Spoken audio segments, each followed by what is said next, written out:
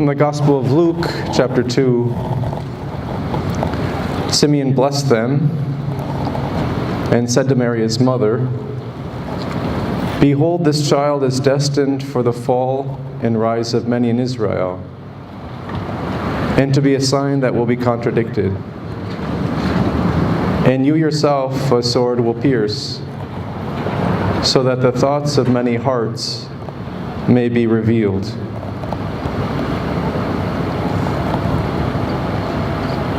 And you yourself a sword will pierce.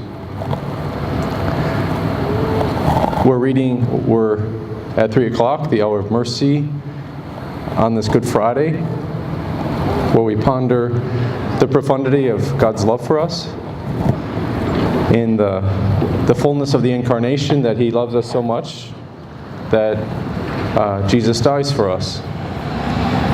And at this hour, we read this reflection from the beginning, and the manger scenes. We think of Mary, Jesus, and Joseph, the angels, the shepherds, and so on.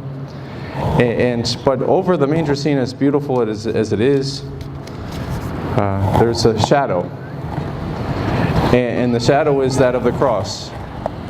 That Jesus came with a purpose. And as we hear this passage, we hear again about this sword, Simeon speaking to Mother Mary, "You yourself a sword will pierce." And in Christian art, typically the sword is seen through her heart. And we think of the suffering that she will endure through that, as the shadow, the reality that casts that shadow becomes real. That sword, too, will be piercing her.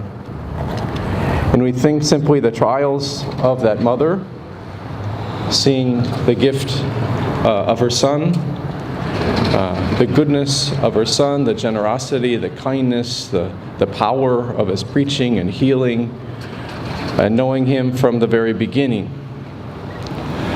And that source that pierces her.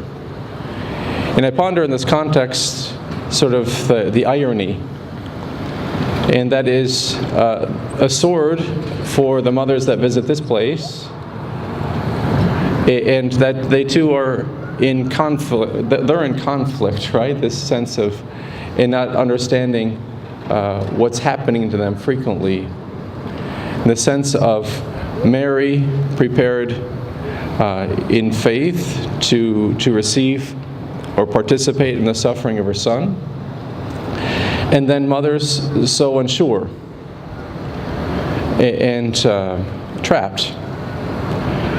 It makes me think as well of, I would say, the progress we've made in the pro-life movement, and Brian was indicating some. Thank you for your presence this day.